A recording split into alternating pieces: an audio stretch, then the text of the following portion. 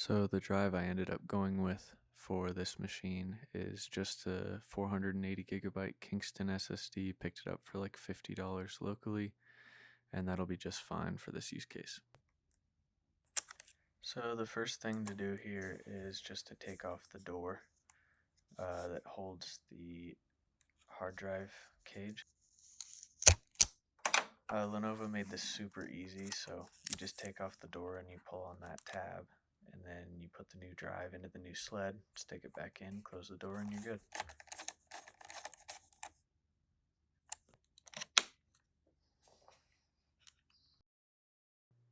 So the next thing that I did was install Arch Linux, and I had never actually had any experience with Linux before, and I wanted to fully upgrade the laptop before testing it out and trying it out, but I needed to be in a Linux environment in order to flash the BIOS to accept the 7-row classic keyboard, so this is just kind of some raw footage of that. Okay, so I have the keyboard from the x230. I have a matching palm rest, and I have a new display. So I believe this display is the same resolution as the original, it's just an IPS panel. So, alright. First things first, we gotta take the battery out.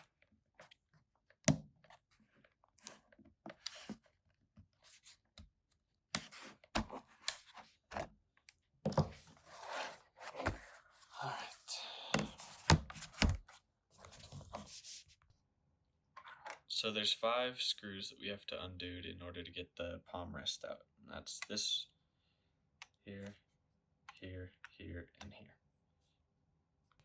So another thing to note on this is I am excited to replace this keyboard because it might be hard to tell, but it's been pretty well loved. It's kind of gross. And if you get down, I cleaned it pretty thoroughly, but when you start looking closer, it keeps getting worse. Anyways, so with those 2 screws out, we should just be able to kind of pry the tabs up.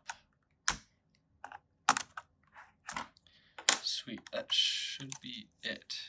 And then I'll just remove this ribbon cable with my other hand. Perfect. So there's our old keyboard out. Sweet. So with those screws out, the first thing is to get this, I believe this is the trackpad cable. It's slippery. I might use some tweezers or something, I don't know.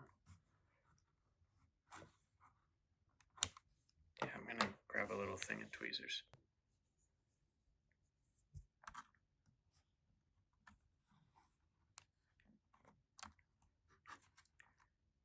There we go. Okay, I think I overthought that, but that's disconnected. So now we should just be able to pry this up. I think it should be a little easier than that.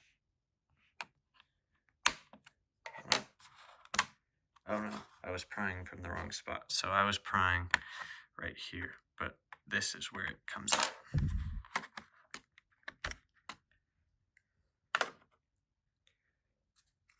And there we go.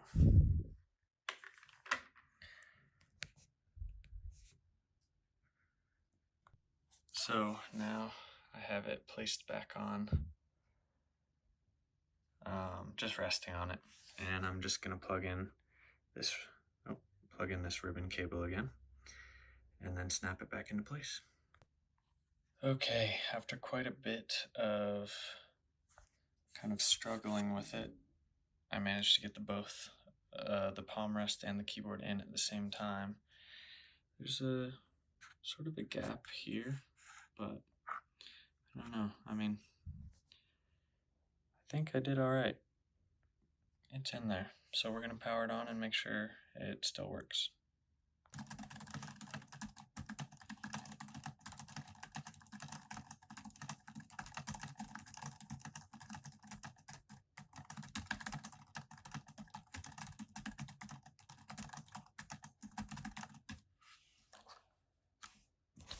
Well, that was not good, but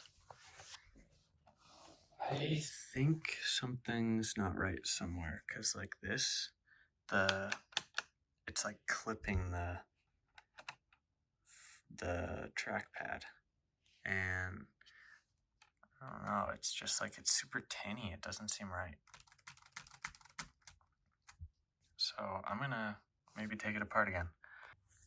Well, I took it apart again and put it back together, and well, my first mistake earlier was that I forgot to put the screws for the keyboard back in, so that's why it was so flexy and sounded so like it was so flexy and sounded so tinny. But I think I'm missing something. Like, that gap doesn't look right compared to videos I've seen online. And like, it's fine like that, but these move around so much. So if it's all the way as far back as it'll go,